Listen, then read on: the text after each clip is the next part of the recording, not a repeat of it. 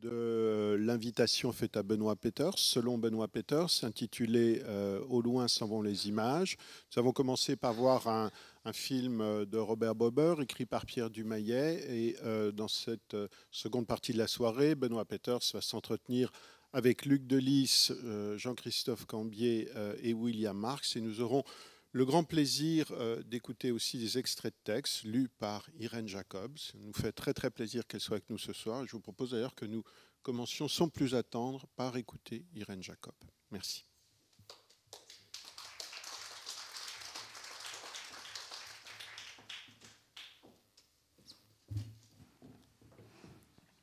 Bonsoir.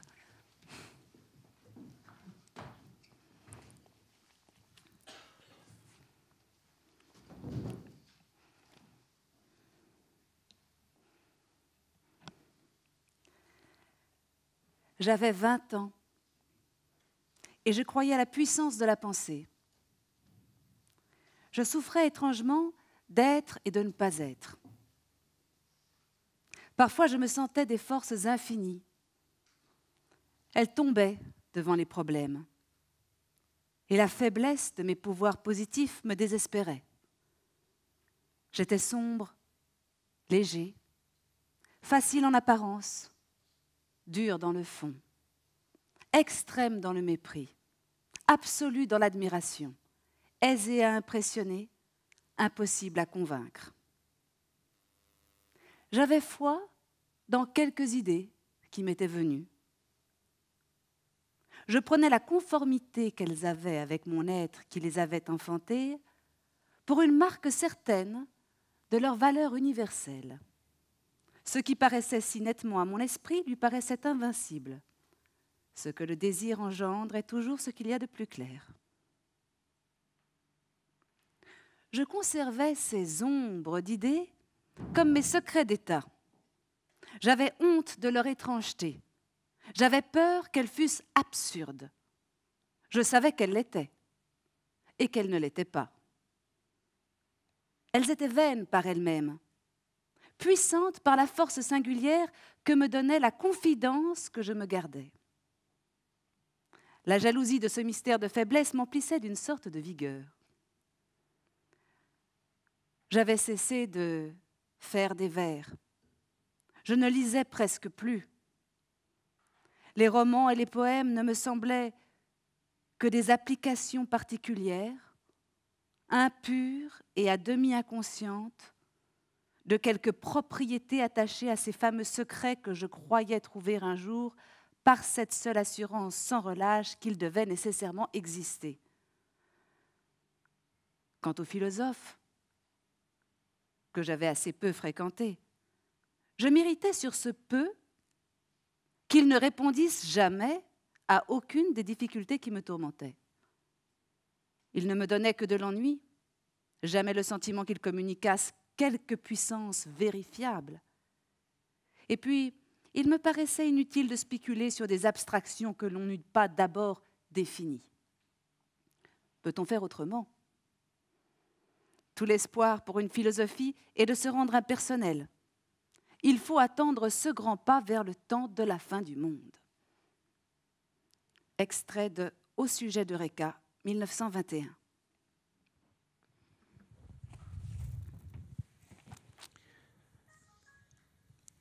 Merci à Irène Jacob qui ponctuera cette rencontre de ces lectures, de plusieurs extraits courts de différents régimes de la prose valérienne. Merci aux trois invités, William Marx, Jean-Christophe Cambier et Luc Delis, que je présenterai dans quelques instants. Je voudrais vous dire en introduction et très très brièvement, je reparlerai peut-être un peu plus tard, pourquoi j'ai voulu cette soirée dans ce cycle de rencontres. D'abord, j'ai voulu ce cycle éclectique, divers, peut-être à l'image de ce qui m'a toujours préoccupé, mais j'ai surtout voulu Valéry. Il s'est imposé comme une évidence parce que c'est un des écrivains qui n'a cessé de compter pour moi, l'un de ceux que je crois aujourd'hui insuffisamment lus, insuffisamment compris. Et donc c'est une occasion parmi d'autres de le mettre à l'honneur. C'est l'un de ceux que je n'ai cessé de relire. Je lui ai consacré il y a près de 25 ans un livre qui s'appelait Paul Valéry, une vie d'écrivain, qui est épuisé depuis longtemps, mais je suis en ce moment même en train de le refaire, de l'amplifier, de le revoir. Donc je baigne en plein au quotidien dans l'œuvre et la vie de Paul Valéry, et je profite de cette occasion pour saluer les membres de sa famille qui sont parmi nous ce soir. C'est très émouvant de penser qu'il y a un lien direct qui s'établit entre nous qui parlons et lui qui était là et qui s'est éteint en 1945. Alors, un mot de ce titre, Paul Valéry en ses images, titre qui s'imposait quelque peu par le thème général du cycle des rencontres, au loin s'en vont les images, mais qui trouve aujourd'hui une actualité particulière, et je tiens à souligner cette coïncidence tout à fait remarquable, puisque sort ces jours-ci en librairie un livre qui rassemble un certain nombre des dessins de Paul Valéry à côté de pages des cahiers. Nous voyons ici un très beau dessin qui a servi à annoncer la rencontre et qui montre que Paul Valéry était mieux qu'un dessinateur amateur. Il y a une pratique très régulière du dessin mêlée à l'écriture. On l'a vu dans le film, pour ceux qui ont eu la chance de voir ce très beau film tout à l'heure, la présence régulière du dessin au milieu du manuscrit, de dessins qui peuvent être de simples esquisses de main quelquefois, mais qui très souvent sont des paysages beaucoup plus poussés et d'un remarquable intérêt.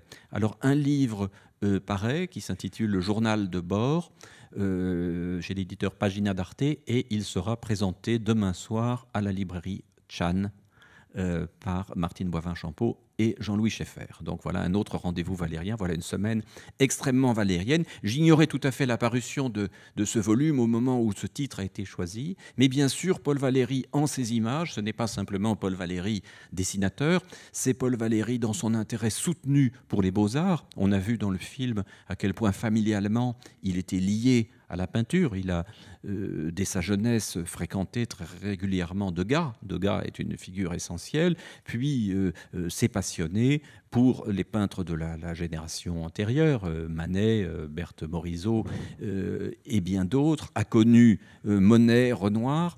Et au fil de sa vie, a continué à s'intéresser beaucoup à l'univers des peintres, vivait entouré de tableaux, et apporter un regard, on pourra peut-être l'évoquer, un regard un peu plus lointain, un peu plus curieusement distant sur la peinture qui se faisait autour de lui, la peinture de ses contemporains.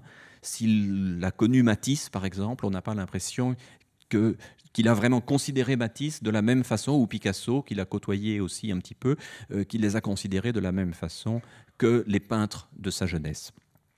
Mais dans ce qu'il a écrit sur la peinture, textes sur lesquels je reviendrai peut-être tout à l'heure, notamment Degas dans ce dessin, il y a une acuité de jugement qui vient aussi d'un homme qui fut, même minimalement, un homme de l'art, s'intéressant au dessin, à la gravure et à d'autres formes d'art visuel. Bien sûr, ce titre, Paul Valéry en ses images, ce n'est pas simplement Valéry et l'image, c'est aussi nos images successives de Paul Valéry, ces images qu'on s'est longtemps fait de lui de manière peut-être un petit peu étrange, un peu altérée, ce Valéry test, ce Valéry ange, ce Valéry désincarné, le Valéry forgeant lui-même aussi ses propres images, l'homme du silence, l'homme de la Jeanne Parc écrite en pleine première, la pensée à Verdun et ne cessant d'y penser. Valéry fabrique des images, il est peut-être temps aujourd'hui pour le lire à nouveau, pour le découvrir dans toute sa pertinence, d'inventer d'autres images de Valéry à partir d'une lecture exhaustive de son œuvre, une lecture plus large que le corpus qu'on a longtemps connu. Et bien évidemment, je rappelle d'un mot sans y insister, l'importance d'un certain nombre de publications récentes qui ont changé notre regard sur Paul Valéry. Bien sûr, la monumentale biographie de Michel Jarty en 2008, mais la nouvelle édition des cahiers 1894-1914, une édition savante, mais qui a le mérite d'épouser la chronologie. William Marx est associé à cet énorme projet éditorial qui, je crois, touche à sa fin. Énorme renouvellement de la connaissance de l'œuvre aussi à travers les correspondances, avec la nouvelle édition de la correspondance avec André Gide, que complète un peu étrangement la correspondance à 3 voix qui relie Louis, Gide et Valérie. Ce sont 2 massifs tout à fait remarquables. Autre massif remarquable, les traces survivantes de la correspondance avec Catherine Pozzi, qu'on avait cru intégralement détruite et qui ne l'est que partiellement. Le volume est paru chez Gallimard, c'est La Flamme et la Cendre.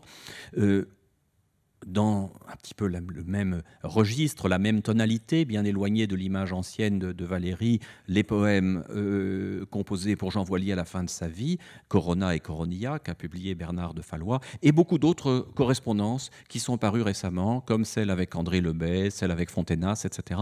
Tout cela qui compose une image à la fois plus complète de l'individu que fut Valérie, mais aussi de l'écrivain qu'il fut, car je crois que ces correspondances, en tout cas certaines d'entre elles, font intégralement partie de l'œuvre et méritent de s'y inscrire, comme la correspondance de Flaubert est devenue pour nous indissociable de l'image de Flaubert. Avant de dire un mot des intervenants, une simple et très brève citation de Paul Valéry, qui dira peut-être ce que je perçois de lui le plus fortement, de son être peut-être, encore plus que de l'écrivain et du grand écrivain qu'il fut. C'est un extrait de Mélange. Voici un homme qui se présente à vous comme rationaliste, froid, méthodique, etc. Nous allons supposer qu'il est tout le contraire et que ce qu'il paraît est l'effet de sa réaction contre ce qu'il est. Alors je présente les trois intervenants, et puis nous débattrons, rassurez-vous, on ne va pas faire un colloque, ce ne seront pas 3 conférences détachées, mais je dis un mot de chacun d'eux, puisqu'ils interviendront chacun d'abord une première fois. Alors, William Marx, à ma droite, est professeur de littérature comparée à l'Université de Paris X et membre de l'Institut universitaire de France. C'est un valérien de longue date, et je crois un valérien passionné. Son premier livre s'intitule « Naissance de la critique moderne, la littérature selon Eliot et Valéry ». Mais il est aussi l'auteur de 2 essais plus généralistes qui sont parus chez Minuit, « L'adieu à la littérature », un livre très remarqué dont Valéry est un des protagonistes. Ce thème de l'adieu à la littérature, peut-être le ferons-nous rebondir. Et l'autre livre, plus récent, « Vie du lettré ». À la droite de William Marx, Jean-Christophe Cambier, je parle dans mon sens, hein, vous pouvez tout à fait remettre cela à la gauche, à l'extrême gauche, etc. Jean-Christophe Cambier est écrivain, longtemps secret et discret, comme le fut Valéry pendant ses années de silence. Il a publié récemment 3 ouvrages, Temps mort et hors sujet aux éditions Les Impressions Nouvelles et Abstract aux Presses du Réel. Jean-Christophe Cambier est aussi un ami proche de longue date et je me souviens de conversations que nous avions déjà à 20 ans autour de Valéry et de quelques autres. Mais Valéry déjà comptait beaucoup pour nous. Luc Delis a enseigné le scénario à Paris 1 et à l'Université libre de Bruxelles, il l'enseigne toujours d'ailleurs.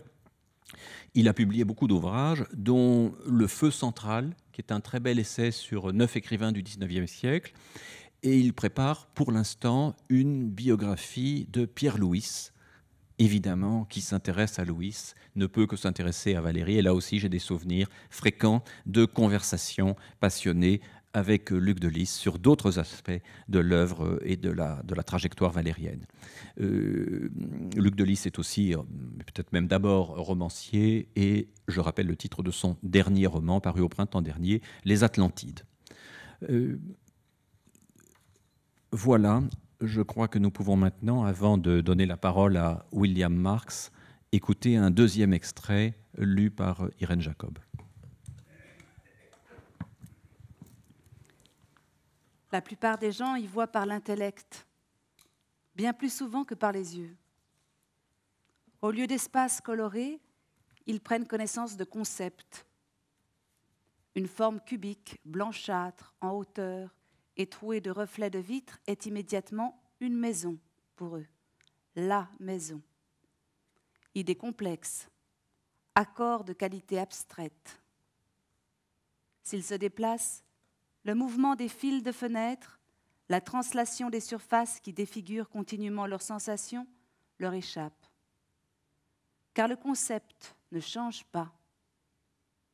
Ils perçoivent plutôt selon un lexique que d'après leur rétine. Ils approchent si mal les objets, ils connaissent si vaguement les plaisirs et les souffrances d'y voir, qu'ils ont inventé les beaux sites. Ils ignorent le reste, mais là, ils se régalent d'un concept qui fourmille de mots. Une règle générale de cette faiblesse qui existe dans tous les domaines de la connaissance est précisément le choix de lieux évidents, le repos en des systèmes définis qui facilitent, mettent à la portée ainsi l'œuvre d'art qui est toujours plus ou moins didactique. Ces beaux sites eux-mêmes leur sont assez fermés et toutes les modulations que les petits pas, la lumière, l'appesantissement du regard ménagent ne les atteignent pas. Ils ne font ni ne défont rien dans leurs sensations. Sachant horizontal le niveau des eaux tranquilles, ils méconnaissent que la mer est debout au fond de la vue. Si le bout d'un nez, un éclat d'épaule, 2 doigts trempent au hasard dans un coup de lumière qui les isole, eux ne se font jamais à n'y voir qu'un bijou neuf enrichissant leur vision. Ce bijou est un fragment d'une personne qui seule existe, leur est connue. Et de la sorte, comme ils rejettent à rien ce qui manque d'une appellation, le nombre de leurs impressions se trouve strictement fini d'avance. En note, Valéry ajoute « Voir dans le traité de la peinture la proposition 271. Il est impossible qu'une mémoire puisse retenir tous les aspects d'aucun membre de n'importe quel animal. Démonstration géométrique par la divisibilité à l'infini d'une grandeur continue. » Ce que j'ai dit de la vue s'étend aux autres sens. Je l'ai choisie parce qu'elle me paraît le plus spirituel de tous.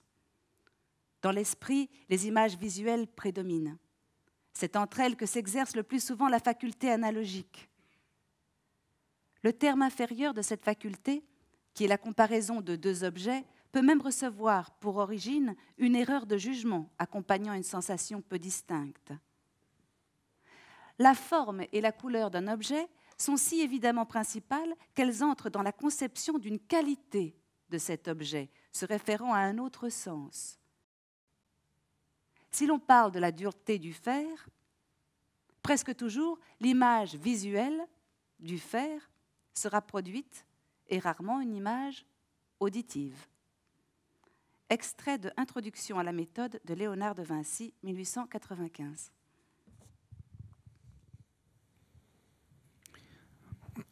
Juste un instant avant de céder la parole à William Marx, quelques images, quelques dessins de Paul Valéry que j'avais omis de vous montrer tout à l'heure. Et cette autre table photographiée cette fois, sur laquelle il écrit. Voilà, William. Merci. Oui, ça marche. Merci, Benoît. Et merci de m'avoir invité à cette réunion pour parler de Valéry, effectivement un auteur qui me passionne. Merci aussi à Irène Jacob d'avoir lu si magnifiquement ce texte de l'introduction à la méthode de Léonard de Vinci et d'avoir montré que ces textes, qui sont des textes quand même qui paraissent comme cela très abstraits et très difficiles, sont en fait pleins de chair, de carnalité, et qu'ils ont un dramatisme qui est très sensible, qui est tout à fait étonnant et que vous avez vraiment tellement su bien faire ressentir, j'imagine, à tous les auditeurs de cette salle. C'est un texte qui, de cette manière, va animer ce que je voulais dire ce soir en quelques minutes. Parler donc de Paul Valéry en ces images. Juste avant de commencer, c'est une chose que j'ai encore oubliée. S'agissant de l'édition des cahiers de 1894 à 1914, l'édition n'est pas tout à fait achevée encore. Il nous reste 2 tomes. Un tome va paraître, le tome 12, au début de 2012, donc en janvier 2012 chez Gallimard. Donc vous pourrez vous précipiter pour vous le procurer assez bientôt. Donc Paul Valéry en ces images. En fait, je traiterai cette formule, je voudrais l'évoquer doublement. C'est à la fois l'image de Valéry, c'est-à-dire l'image que Valéry a donnée de lui-même à son époque et qu'il peut encore avoir de nos jours, et puis les images que lui-même a créées, non pas tant les images visuelles, plastiques, je vais vous en montrer, on en a vu certaines, je vous en prendrai une autre à l'instant, mais les images poétiques, puisque Valéry, dessinateur, sculpteur à ses heures, est aussi quand même, en grande partie, essentiellement, il faut le reconnaître, un poète. Et il me semble que il y a quelque chose à voir entre les exercices de vision, et je tiens à ce terme d'exercice de vision que propose Valéry dans l'introduction à la méthode de Léonard de Vinci, et qui sont si essentiels à sa pensée, et quelque chose à voir entre ces exercices de vision et puis sa façon à lui de faire de la poésie. Exercice de vision, cela suppose un certain ascétisme qui est lié au terme d'exercice et une certaine rigueur intellectuelle dans la manière d'aborder les données qui nous viennent des sens. Et c'est cette rigueur-là, rigueur obstinée, c'est la devise de Léonard, ostinato rigore, que reprend à son compte Valéry. C'est cette rigueur-là que Valéry va essayer d'employer en faisant de la poésie. Et précisément, cette rigueur-là va être, de cette manière, la particularité, la singularité de Valéry qui va le mettre à part de toute la poésie qui se faisait en son temps. Et je voudrais, c'est là que je rebondis sur cette question de l'image de Valéry, l'image que nous pouvons avoir de Valéry. L'image qu'on a du Valéry poète, c'est souvent l'image d'un poète un peu compassé, qui emploie des vers réguliers et qui serait, d'une certaine manière, le dernier poète symboliste ou le dernier poète classico-romantique, d'une certaine manière, de la littérature française, avant que n'intervienne une poésie beaucoup plus libre dans ses formes. Et je crois que cette image, en fait, est fausse et elle fait bon compte des véritables innovations formelles que Valéry introduit dans sa poésie et qui sont des innovations, c'est ce que je voudrais montrer ici uniquement à travers un exemple et un cas quasiment historique, des innovations qui portent en particulier sur l'usage de l'image poétique et de la façon dont cette image poétique se traduit dans le langage, à savoir essentiellement par la métaphore. Il y a chez Valéry un usage tout à fait particulier de la métaphore qui mérite qu'on s'y arrête un tout petit peu. Et pour s'y arrêter, je propose simplement que nous partions d'une anecdote de la vie de Valéry, qui n'en manque pas, puisque Valéry a été un homme public avec quantité de...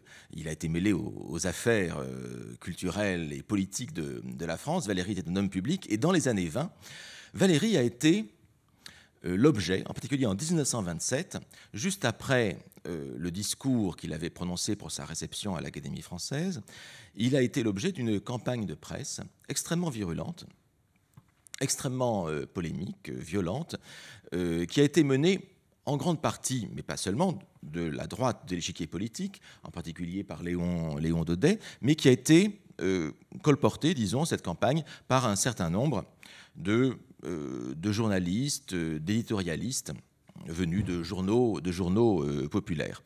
Bon, de nos jours, en 2011, on peut regarder avec une certaine nostalgie peut-être l'idée qu'un poète puisse faire l'objet de scandales et de polémiques. Mais il est vrai qu'à cette époque-là, en 1927, eh bien, on s'est intéressé à la poésie de Valéry pour essayer de la détruire, de montrer que, en fait, c'était une poésie absolument incompréhensible, imbuvable, et qu'il mérite, que Paul Valéry, évidemment, ne méritait pas d'entrer à l'Académie française. Et l'un de ses détracteurs les plus virulents s'appelait Gustave Théry.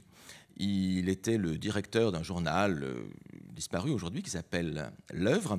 Et contre Valéry, il publia en 1927 une série d'articles qui portaient tous sur le cimetière marin et en particulier sur les premiers vers du cimetière marin. Alors je peux vous indiquer les titres, si je les retrouve, de ces articles qui font tous allusion à des citations du cimetière marin. L'un, c'est « Sur une image, les phoques qui picorent ». Deuxième article, « Phébus et Rébus, sur les oiseaux qui picorent. Ressemblent-ils à des bateaux ?» Troisième article, « Le picoteux. Picorer ou picoter ? Point d'interrogation. Et enfin, quatrième article, une farce académique. Vous voyez que quand même les attaques se succédaient assez rapidement. Alors, de quoi s'agissait-il ? Eh bien, comme vous le savez, enfin du moins comme Gustave Théry l'imaginait, le rôle de la poésie française, la poésie classique, est une poésie claire. On le sait depuis Boileau. Or, il se trouve que la poésie de Valéry n'est pas une poésie claire, c'est une poésie extrêmement difficile à comprendre, du moins c'était ce que pensait Gustave Théry. Et Gustave Théry trouvait incroyable que l'on puisse admettre à l'Académie quelqu'un qui avait écrit Le cimetière marin, et en particulier dans Le cimetière marin, pourtant le poème le plus célèbre de son auteur, qui avait écrit les 4 premiers vers de ce poème. Alors, quels sont ces 4 premiers vers ? Je me permets de vous les rappeler, vous les connaissez, je les connais par cœur aussi, mais je ne voudrais pas faire d'erreur malgré tout en les disant, mais évidemment j'ai du mal à les retrouver. Ce toit tranquille, bon, je n'arrive pas à le retrouver, ça va être... Si. Ce toit tranquille où marchent des colombes, entre les pins palpitent, entre les tombes. Midi le juste y compose de feu, la mer, toujours recommencer. Ô récompense après une pensée, qu'un long regard sur le calme des dieux. Et, eh bien, disons après ces vers-là, Gustave Théry disait, mais qu'est-ce que c'est que ce toit tranquille ? On n'y comprend absolument rien. Et vous avez vu ce film où on vous explique que le toit tranquille, en fait, c'est la mer, et ça correspond, en fait, simplement ce que, pour montrer l'image, c'est une eau-forte de Valéry pour une édition de 1926, Cimetière marin, où l'on voit effectivement, on a vu les vidéos qui correspondaient à ça, on voit effectivement la mer qui est au-dessus comme un toit au-dessus du cimetière. Alors, cette polémique autour de ces 4 vers a débordé le journal L'Œuvre. Des journalistes qui étaient partisans de Valéry y ont répondu en disant qu'ils ont fait lire ce poème à une enfant de 12 ans et elle avait compris. Donc, en fait, Valéry n'était pas si difficile que cela. Il suffisait de se laisser porter par l'essence.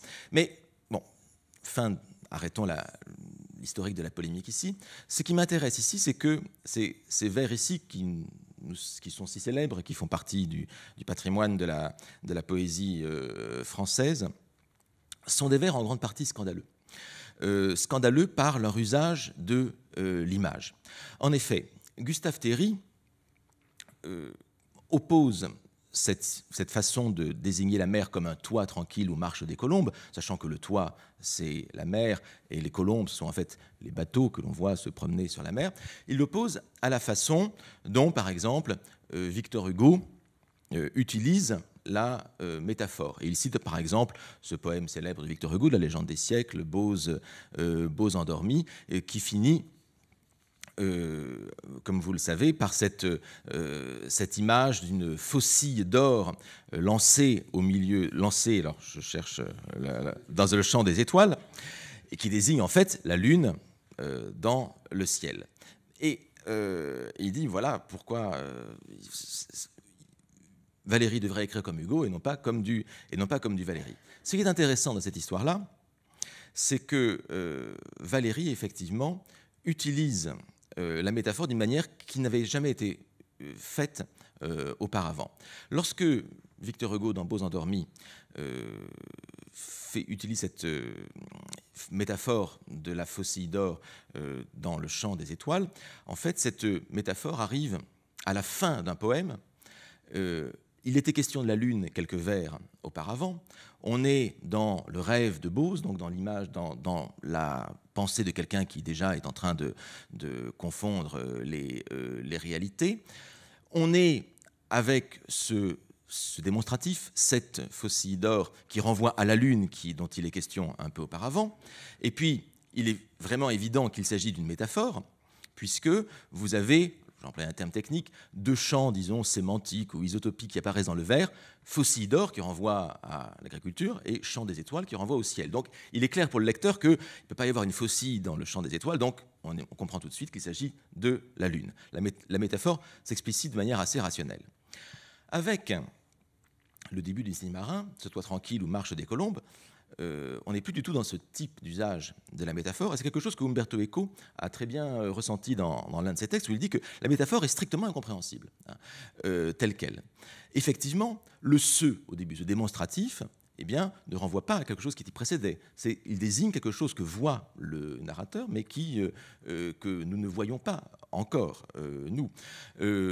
Ce toit tranquille ou Marche des colombes ne désigne pas non plus quelque chose qui est irrationnel. Effectivement, il existe des toits où marchent des colombes. Tout le monde a pu en voir. Et évidemment, nous ne savons pas qui est ce narrateur, qui s'avérera quand même quelqu'un de relativement rationnel au cours du poème. Alors, qu'est-ce que Valéry a voulu faire ici dans ce poème qui était si extraordinaire et qui a choqué ses contemporains? Il a voulu transcrire directement dans les mots, dans la poésie, un exercice de vision dont il parlait dans l'introduction à la méthode de Léonard de Vinci, à savoir que la mer est debout au fond de la vue. C'est-à-dire qu'il a essayé de dire exactement, littéralement, ce qu'il voyait sans faire intervenir le concept. C'est-à-dire que ici, la métaphore vient là comme étant l'expression absolument directe d'une expérience sensorielle. Non pas d'une expérience intellectuelle, parce que ce n'est pas le concept ici qui intervient, mais comme étant la transmission la plus directe possible de quelque chose qui est venu des sens, sans que précisément le concept qui nous dit que la mer en fait est au fond et qu'elle est tout au loin et qu'elle est horizontale, la vision nous dit, elle, que la mer est verticale, devant nous. Et c'est exactement ce que dit cette métaphore du toit. C'est-à-dire que Valéry, ici, a voulu transmettre dans le poème une expérience de vision, et ça, c'est quelque chose qui n'avait sans doute jamais été fait, et qui classe Valéry, je pense, qui fait de Valéry une sorte d'innovateur extrêmement moderne de l'usage de la métaphore. Il a, en quelque sorte, c'est vrai que d'une certaine manière, il est, à bien des égards, le dernier poète classique en vers régulier de notre poésie. Enfin, il y en a eu d'autres après, heureusement, mais c'est quelqu'un qui a réussi à pousser jusqu'à son terme et dans un usage particulièrement qui est ancré dans des conceptions psychologiques qu'il a lui-même explicité dans cet extrait.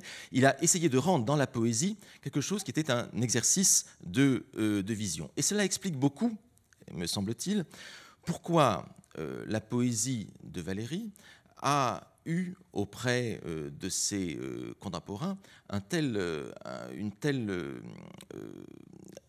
réputation. Pourquoi elle a été, en quelque sorte, cette poésie, une poésie moderne qui réussissait à joindre disons un usage classique du vers avec une expérience tout à fait moderne de la vision. Et je voudrais terminer sur un autre texte de Valéry, et ce sera ma dernière chose, pour parler de cette modernité de la poésie de Valéry. Il y a un texte dans Degas dans ce dessin, et je terminerai là-dessus, où Valéry définit ce qu'il appelle la modernité. Et il la définit pour s'en séparer, en fait, parce qu'il oppose à la modernité ce qu'il appelle le grand art. Or, vous allez voir, en lisant, quand je lirai ce texte, qu'en fait, ce que fait Valéry de temps en temps, mais pas toujours, dans sa poésie, c'est réellement faire de l'art moderne, un art sensoriel, qui n'a pas grand-chose à voir avec l'art classique dont, par ailleurs, dans d'autres textes, Valéry se réclame. Je vous lis ce paragraphe de Degas dans ce dessin, où vous verrez qu'en fait, cette sensorialité de la poésie de Valéry et c'est une sensorialité qu'il définit comme la modernité elle-même. L'art moderne tente à exploiter presque exclusivement la sensibilité sensorielle, aux dépens de la sensibilité générale ou affective et de nos facultés de construction, d'addition des durées et de transformation par l'esprit. Il s'entend merveilleusement à exciter l'attention et use de tout moyen pour l'exciter, intensité, contraste, énigme, surprise.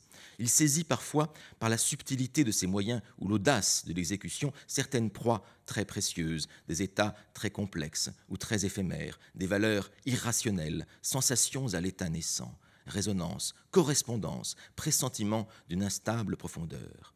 Mais nous payons ces avantages.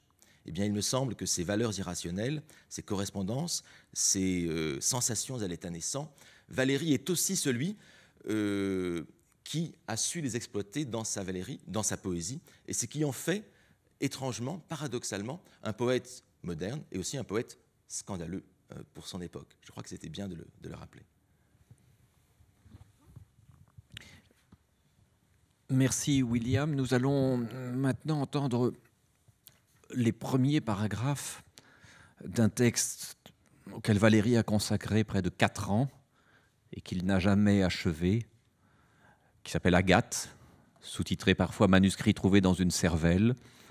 Et cette dizaine d'ouvrages finalement abandonnés furent pour Paul Valéry l'aventure du mot à mot. Nous allons l'entendre maintenant en prélude à l'intervention de Jean-Christophe Cambier.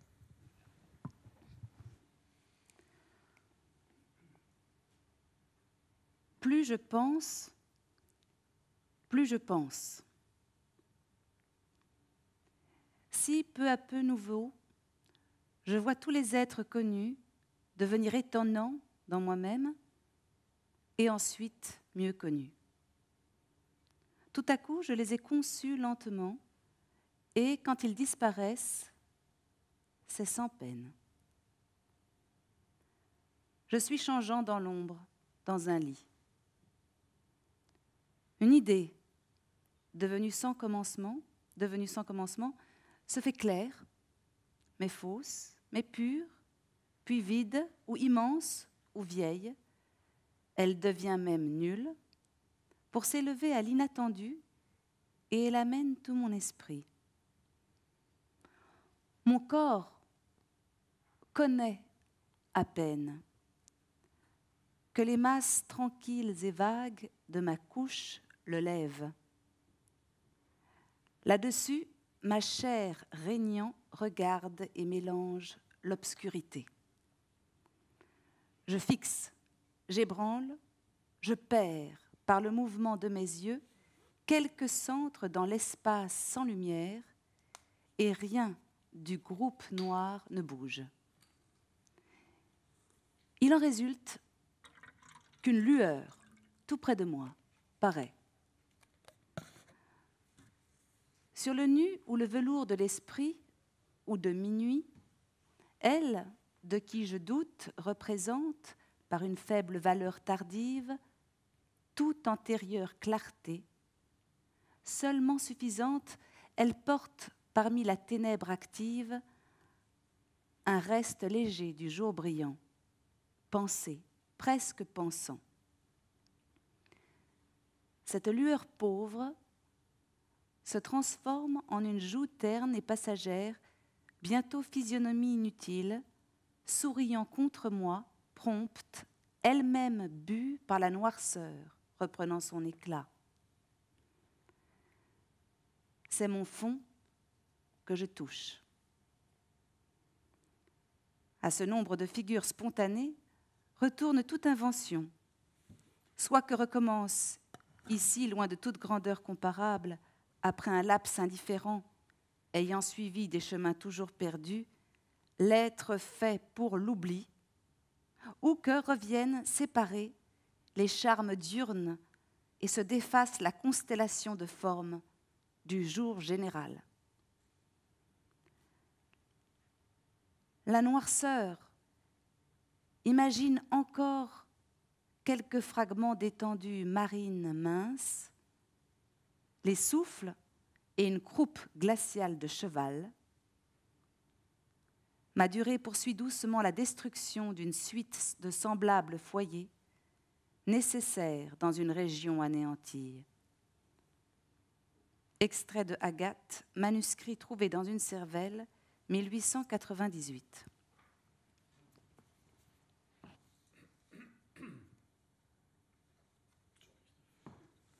Je m'excuse pour mon élocution parce que j'ai un abcès assez sévère et j'espère que vous n'allez pas trop peiner à m'écouter.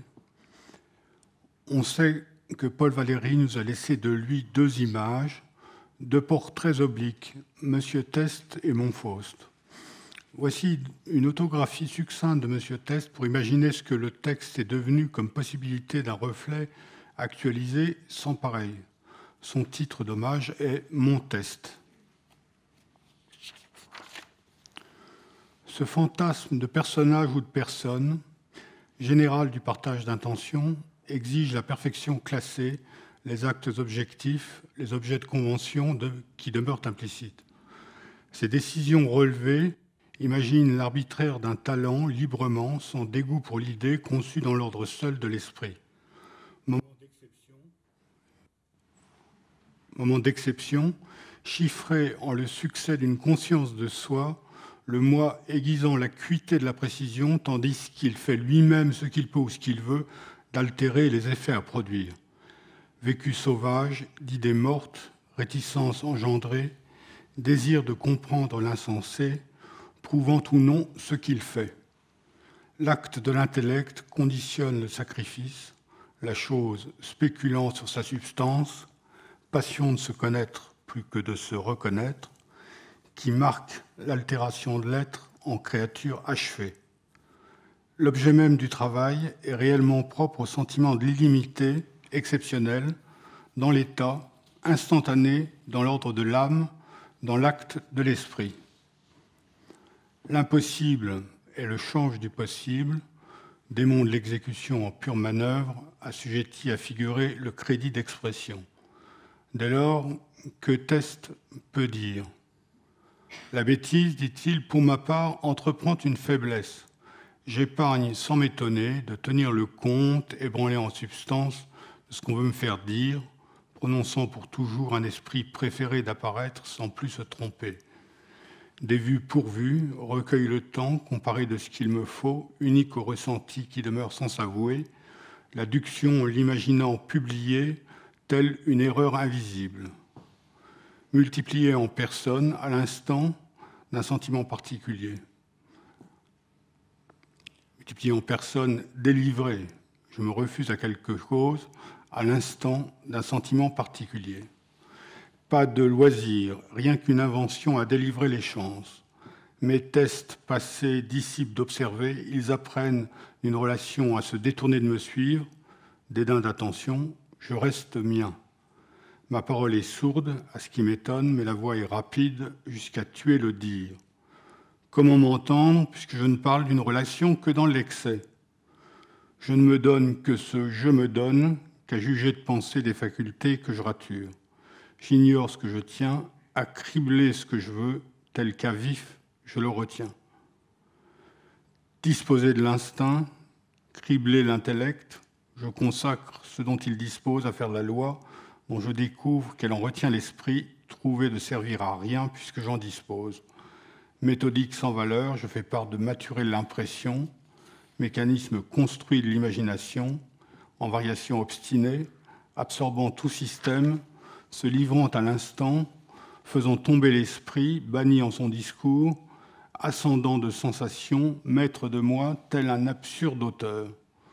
Ma phrase altérée, abstraite en propre, fermement méditée, dupe de résister, se destine à l'assentiment, opérant pour communiquer, glaçant et déviant la formation facile d'un réel virtuel et la difficulté d'un virtuel réel, simplifiant même en propre la dupe d'un statut mesuré qui oserait apparaître pour se représenter. L'inexistence de l'existé comme l'existé de l'inexistence. Vers suprême, théâtre fasciné d'une vaste mise en scène forçant l'attention, méditation complète, allusion descendue, dans le vide redouté en remarque bornée d'une solution si simple à retenir. Je réponds d'une musique soustraite à ces figures, sensation en devenir, obstinée en puissance, cohésion des possibles, tel un talent de langue, haïssable génie, faible en divinité, simplement à la lettre, facile indifférence de moi, l'imaginaire immense apparaît tel une image en propre. Je vis encore à lire des livres, si ce n'est à couvert d'un papier restant abstrait. Dans ma glace, je n'y vois qu'un être de raison quelconque, qu'un théorème utile, définitif en général. L'argent me brûle, à suivre le calcul déchiffré de réciter ces nombres, pur esprit infini, lassé dans l'ordinaire. J'entends ma voix, communiquant des phénomènes, passion abandonnée par nullité du goût. Je ne distingue plus ma pensée de ces mouvements imperceptibles dans des figures à faire plaisir en leur scène particulière afin d'approfondir la trame en son complexe et de distinguer la chaîne des problèmes quelconques à la certitude.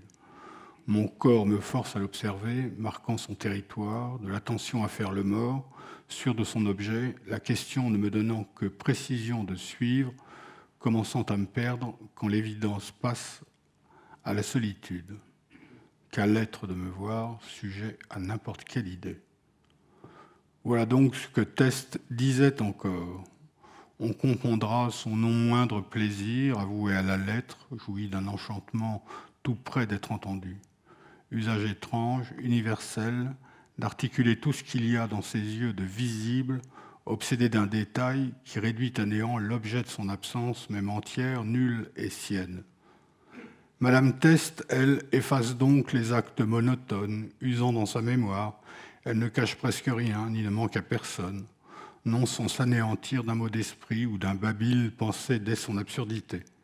L'existence simple à présent, tout autre de penser ce que cache en se dispensant d'y penser, ce qu'elle se cache en dispensant d'y penser, rigueur ou faveur d'une manie entendue, mystérieuse, parée de sa facilité irrésistible au caractère de calcul ordinaire, vécu d'être vivant.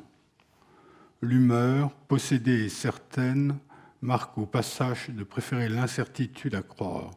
Sa condition, séparée du désir, nécessité suprême, apprivoise toute volupté, l'âme essentielle, telle une intimité, un nouvel organe, désiré séparé, préparant la certitude des sentiments extrêmes, qui parlent pour ne rien dire dans l'instant inexact où la seule contrainte ordinaire d'un abîme obligé, qui égare à tout rompre, la trame de la puissance, indigne de paraître, prolongée d'impossibles inconnus qui se ressemblent ou se répètent à ne se savoir qu'en chaîne de connaissance de cause.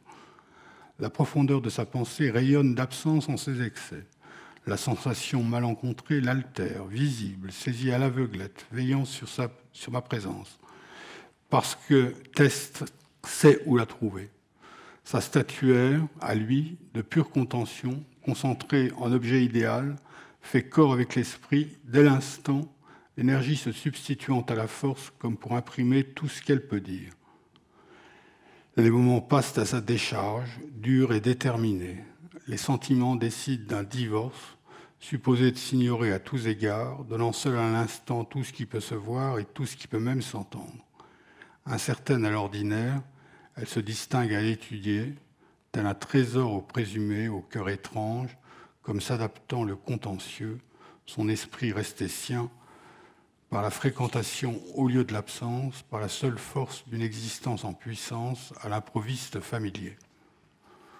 Transparent, sans autre mystère qu'une ombre, d'un univers sans regard, sans recours, vaste et soudain, infini dans son insignifiance, comme une chose consentie à la constante sensible, s'assurant d'une présence, même soustraite et réprouvée, aux réflexes spécieux, à la suggestion dissimulée d'un rêve ou d'un sort, à faire horreur de sentir ce qu'ils sont. Ces licences enfantines, elle les désigne aux mots que Teste lui fait entendre, de rien particulier touchant à la curiosité profonde, expliquant des accords singuliers, énervant d'être tournés à mal. D'un pur principe au détachement contestable, elle l'observe au lieu même de ses lumières, pensée dans l'être, absolu ne s'exprimant plus qu'en sphère de l'âme. Toute son énergie à elle dérive par instinct d'un langage bien à lui, environné d'une lueur salutaire de non-sens, l'explorant par artifice des formes. Il explique son désir de savoir, une licence exacte, qui applique des prodiges à leur place au-dedans de l'abîme. Direction d'une mystique en ce sens, elle précise en son essence à se laisser distraire d'une âme incomparable.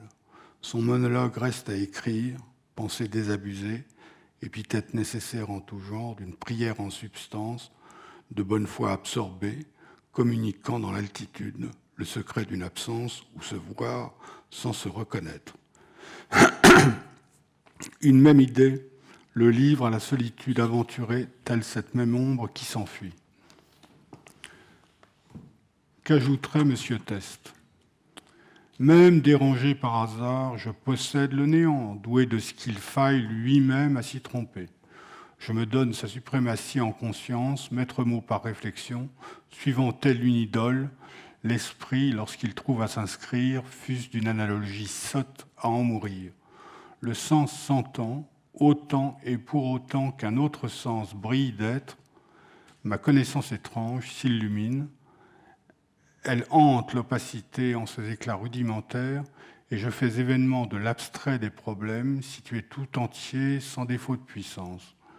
Voyant d'autres causes, ma pensée s'ordonne à la vérité, coutume d'autre sens que de soi, la justice suppliant de ne pas renoncer à la table aimante d'un corps qui reste différent dans sa forme, non ce qu'elle en profite comme de toute incidence. Symétrise à l'acte, j'imagine encore les lacunes inconnues, désirant expliciter leur ascendant en matériaux purs, faits de tact et de tours, destinant à l'étrange le présage de quelques mots, quitte à se tromper encore sur cet autre contact ou cet autre contour. Discipline du moment, les facultés préfèrent les degrés du souvenir au lieu de hasard, quelle que soit la chose informelle.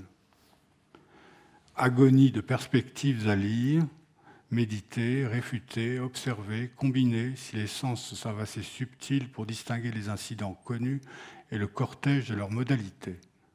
L'œuvre se défait, regardant sa décision propre, s'avisant à l'identique sous l'aspect d'un expédient, précisant ses réponses au-delà de toute qualification, dans cet étrange état qui n'a sens d'en finir, la conscience ne se limitant pas aux prodiges, changements, substitutions, qui rendent possible la médiation en vérité ou en révélation. Par la transcendance, il y a raréfaction du vide et cohérence des hypothèses. Je ramène quoi que ce soit de la coupure du soi au rapport à moi-même en personne, rappel de la règle du jeu, approbation de qui gagne perd à qui perd.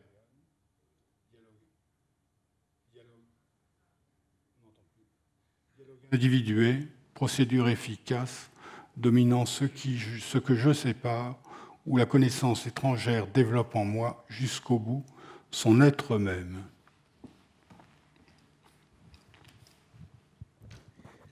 Merci Jean-Christophe. Nous allons entendre maintenant un texte de nature un peu différente. Ce sont 5 extraits de textes des cahiers ou de lettres autour de l'amour et qui seront le prélude à l'intervention de Luc Delis.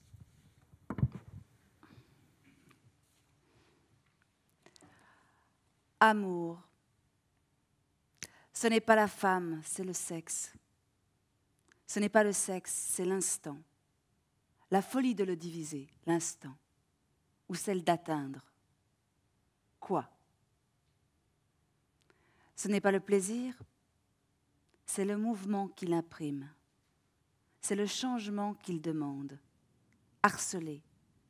Et lequel atteint, la machine de la crise s'écrase sur un seuil éblouissant et infranchissable. Et l'être retombe, rompu, couronné d'une jouissance, liquéfié, achevé, béat. Mais la volupté cache sa défaite. Il était parti pour franchir, et il est vaincu. Consolé, inondé de volupté. Il n'a fait que jouir. Il n'a fait qu'engendrer. Mais quel but était celui de son être? Quel extrême? Quel suicide? Qui déchiffrera l'énigme de cette folie? Une telle furie n'était pas nécessaire à la propagation d'une espèce. L'amour a cet étrange caractère d'avoir pour objet une interruption. Dire je vous aime à quelqu'un. Jamais on ne l'eût inventé. Ce n'est là que réciter une leçon, jouer un rôle, commencer à débiter, à sentir et à faire sentir tout ce qu'il y a d'appris dans l'amour. Cette parole, dont la mémoire fait les frais, transforme sur le champ la situation des esprits, ouvre une perspective de prodige et de vicissitude où la conscience se perd. L'instant se fait énorme, la sensation d'un seuil redoutable franchi s'impose. On croit avoir prononcé devant l'univers des mots magiques, et ils le sont en vérité, précisément parce qu'ils sont appris comme une formule dont les livres et le théâtre nous ont instruits. À ces mots s'illuminent les fresques traditionnelles de l'amour. On fait son entrée sur je ne sais quelle scène mentale de l'opéra, où l'on se voit puissant et tendre, ne disant rien que de chantant. On est anxieux, magnifique, puéril et ridicule.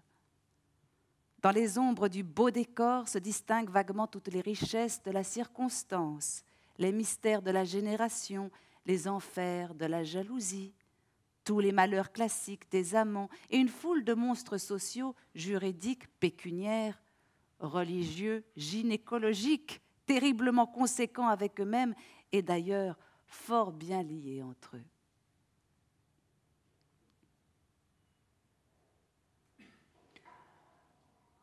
Je n'aime pas les souvenirs, qui me sont des images déjà portées, d'éloques, vaines ou tristes.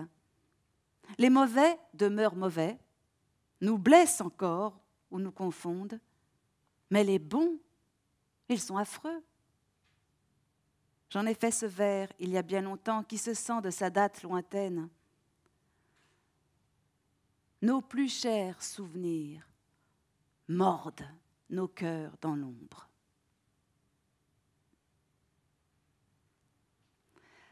À Catherine Pozzi, 1er avril 1922.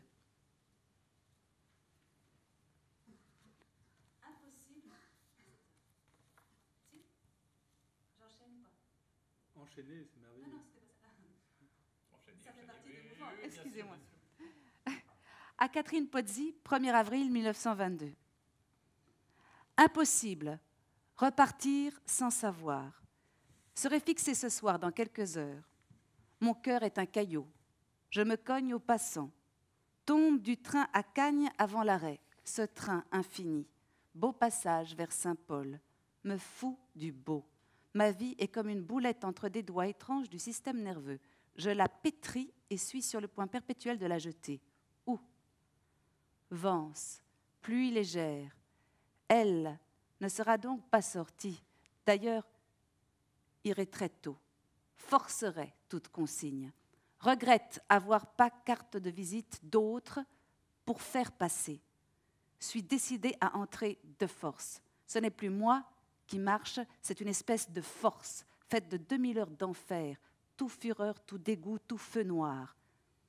Déjeuner conque, andouille, femme mangeante. Cette salle est hôpital. Un beau jeune homme prend goutte, cachet, etc. Ignominie de se soigner en commun. Je hais tous ces Anglais. Repas à la vapeur. Nul, paye, fuis. Maintenant, tout sera développé dans 20 minutes. J'ai peur de perdre temps en cherchant la villa que je hais. Là, mon âme se brise. Là, c'est là. C'est grand. Pas si long, pas si laid que Brémond disait. C'est donc là que. La tristesse me bat à grands coups. Mon Dieu, que je ne connais pas, que je chasse de partout, car partout vous n'êtes pas encore vous, partout inférieur à vous, Mon Dieu, pense-y bien. Ceci est minute critique, non tant de moi que de toute foi dans ce qui vit. J'entrerai comme un voleur, porte ouverte. Ce rustre, je me donne à lui pour un acheteur. Acheteur. C'est étrange de voir un lieu qui n'a cessé d'être là, imaginé, supplié, maudit. Il est autre. Et elle, si elle était autre, elle est là, ne m'attends plus, me crois à Paris, tu vas me voir, je vois ta figure, méchante, méchante, je suis là. Par où entre-t-on? Ce petit escalier de fer est pour moi. Tout à l'heure, je reprendrai cette route comme un fou. Demain à midi, je serai à Menton, peut-être jouer mes derniers sous à Monte-Carlo. Je prends l'escalier, une porte vitrée à droite, fermée, personne ne paraît. Essayons l'autre. Je sonne, je meurs. On n'ouvre pas. Il y a une clé sur la porte. Tant pis, personne. Cette maison est vide. Ce vide a une importance infinie. Pendant un dixième de minute, un vague piano, le son. J'entre.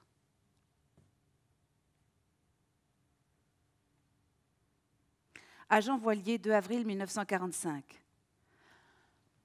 La fenêtre me tente. Aie pitié de moi en détresse. J'ai été aux limites de je ne sais quoi pendant plus d'une heure, vraiment l'enfer. La raison attaquée, submergée, à chaque poussée de vision et de souvenir par tous les nerfs, comme un môle accablé par la tempête et qui va s'écrouler dans la mer confuse. Je ne comprends pas la loi de ces attaques. Hier, ce paroxysme ne fut pas atteint. Je suis découragée de me sentir à la merci de je ne sais quel démon en proie à un châtiment inouï, expiant quoi? Le crime? Peut-être d'avoir pendant des années exalté de toute ma puissance de poète et de toute ma sensibilité un sentimenti, élevé de toutes mes forces jusqu'au zénith de l'absurde, un monument de tendresse dont toute la masse d'un coup me tombe sur ma vie. Oh, je t'en prie, aide-moi, j'ai senti ma perte.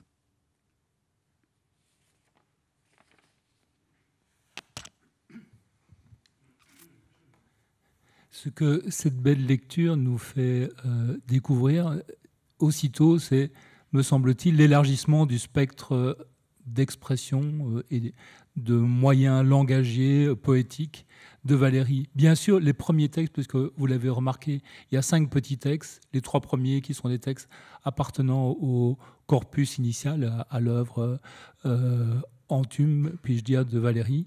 Et puis les 2 autres, le texte à Catherine Pozzi et le texte à Jean Voilier, nous faisant entendre une voix beaucoup plus précipitée, haletante, nerveuse, anxieuse, cette anxiété que le capitonnage émotionnel de Valéry a si bien retenu pendant si longtemps et qui tout d'un coup là s'entend à l'oreille avec une sensibilité, une blessure. Tous ces éléments-là nous permettent aussi de relire d'autres choses que nous connaissions déjà de Valéry, ses définitions de l'amour, ses réflexions sur le passé, sa méfiance à l'égard des souvenirs. Les bons, certes, sont encore plus douloureux que les mauvais, ils sont affreux, ils mordent dans l'ombre. Ces éléments-là, évidemment, doivent s'entendre à la lumière d'un renouvellement partiel et néanmoins intéressant et néanmoins lumineux de l'image que Valéry, ou les images que Valéry nous donnait de lui. La découverte de Valéry pour un adolescent, pour un jeune homme de 16 ans, de 17 ans, si j'en juge par ma propre expérience, c'est la foudre. Quelque chose nous est donné là qui n'est pas tout à fait ordinaire. Une certaine idée de la puissance mentale liée à la pudeur, à la précaution, du goût pour les abstractions liées à la poésie, d'une certaine sensibilité méditative combinée à une extrême rapidité mentale, expressive, d'autres choses encore qui faisaient de cet homme à la fois abstrait, poétique, intellectuel, sensuel, un mélange en quelque sorte idéal. Je me souviens que dans ces périodes de mon commencement, je tournais autour de plusieurs dispositifs littéraires. Il y en avait un qui était très présent, c'était la fin du XIIe siècle, le symbolisme, et disons, pour faire court, autour de Mallarmé. Il y avait ces mardis de la rue de Rome, chez Mallarmé, dont finalement, avec en dépliant un petit peu la mémoire et le temps et en renchérissant sur nos lectures, on pouvait se faire une idée assez précise. J'ai beaucoup rendu visite moi-même à Mallarmé, rue de Rome, à la fin du XIXe siècle.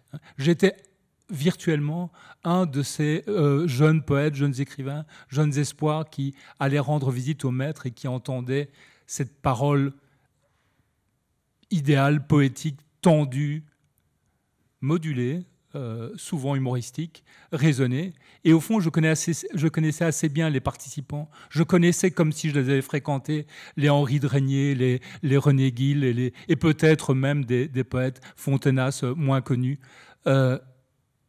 Je connaissais le beau visage de Geneviève Mallarmé, peut-être même en étais-je un peu amoureux, mais je cherchais autre chose. Et quand, par le biais de cette figuration, et puis évidemment des poèmes, des premières œuvres qui sont apparues de Valéry, j'ai fait la connaissance avec cet homme, ça a réellement été pour moi foudroyant. J'ai été durablement projeté dans un au-delà où tout devenait possible, pas seulement une certaine adhésion de l'ordre du culte à la littérature, mais une certaine possibilité de se servir de l'esprit comme un moteur littéraire et de la littérature comme un moyen de connaissance de soi, une façon aussi de réinterroger le langage pour en tirer des harmoniques qui n'étaient pas seulement émotionnelles, mais qui étaient aussi intellectuelles, prospectives, etc. Toutefois, nous savions bien, en lisant non pas seulement les premiers textes publiés de Valéry, ces grands coups de cymbale inauguraux que sont La soirée avec Monsieur Test ou avant ça, l'introduction à la méthode de Léonard de Vinci, ou peu après, le Mémoire sous la tension, les textes qui précèdent son retour à la littérature et à la poésie de 1917. Nous savions bien qu'il y avait quelque chose qui nous était dit 100 fois dans les textes, dans les variétés, dans les mémoires, dans tel quel, dans le cahier B 1910, et qui retardait son effet. Et sans doute, pour cela, fallait-il comprendre à quel point Valéry, le Valéry qu'on connaît, le Valéry qui commence à exister pour nous à 25 ans, à 26 ans, dans ces grands textes fondateurs, était déjà quelqu'un qui avait fait des choix. On parle souvent de La Nuit de Gênes comme une volonté de discipliner au fond ces pulsions littéraires, de les tirer vers un certain regard scientifique, mais qui avait fait le choix aussi de se protéger à l'extrême et d'une manière sans doute liée à la vitesse. La vitesse est la réponse du capitonnage à un excès d'émotion, de se protéger contre les sentiments amoureux, émotionnels, qui chez lui semblent avoir une capacité d'impact extrême. Que se serait-il passé dans la vie de Valéry si, à près de 50 ans, peu après son retour à la poésie, en 1920, il n'avait pas fait la rencontre de Catherine Pozzi? Toutes ces rencontres merveilleuses, ces rencontres amoureuses qu'il a pu faire par la suite et dont il a tiré finalement des nouvelles harmoniques de son écriture et peut-être aussi, on l'entend, avec notamment ce rythme syncopé du texte à Catherine Pozzi, cette espèce de compte-rendu rapide, comme un télégramme, comme un tempo, presque comme du rap, de ses effrois avant de la retrouver. Que se serait-il passé si un jour, à près de 50 ans, il s'était autorisé, au fond, à réentendre ce pulsionnel amoureux, ce tam-tam du cœur, et à faire jaillir autre chose que ces différentes modulations de fréquence de sa maîtrise intellectuelle. En ce sens, les quelques images souvent de qualité médiocre, et je m'en excuse, que j'ai réunies avant-hier et qu'on va vous projeter rapidement maintenant, nous montrent peut-être comment peut se relire ce renouvellement relatif, progressif de l'image que Valéry nous donne de lui-même. Voici par exemple la photo précédente de Benoît, si c'est pas. Voici par exemple une Catherine Pozzi qui n'est pas le bas bleu, qui n'est pas l'auteur déchiré et en proie aux crises d'hémoptysie dont on a la trace singulière et son goût pour les sciences et son tempérament de grande bourgeoise et au fond ce mélange de feu et de glace qui a impressionné et qui a brûlé Valéry. C'est aussi une jeune fille, on voit aussi qui a pu être aimé en Valéry dans cette jeune fille, hein, cette espèce de sourire, cette fleur au-dessus de l'oreille, ce côté presque un peu espagnol, hein, et cette confiance dans la vie qui nous est donnée là. Il me semble que si Valérie a vu ce visage-là, c'est un visage qui appartient au renouvellement de ce tempo dont je vous parlais il y a un instant. La photo suivante.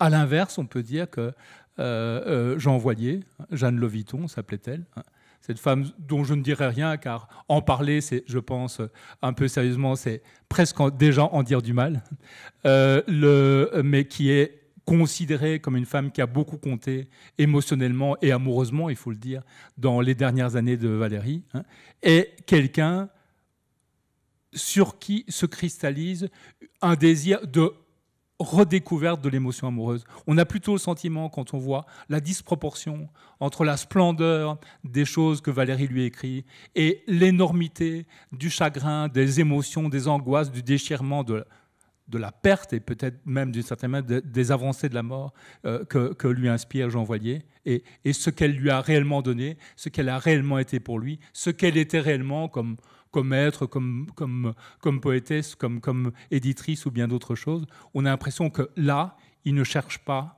elle dans elle, mais autre chose à retrouver, une sorte de paradis perdu qui est directement lié au fait que le capitonnage émotionnel a été levé.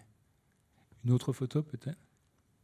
C'est une photo qui me plaît beaucoup. Je n'ai pas, n'étant pas un valérien de stricte observance, je ne l'ai pas forcément tout à fait datée, mais il me semble imaginer que c'est une photo de Valérie chez Édouard Lebet. Je ne sais pas. En tout cas, c'est tel qu'on peut imaginer. Édouard Lebet, donc, c'est le directeur de l'agence Havas. Il était extrêmement souffrant. Je crois qu'il était parkinsonien.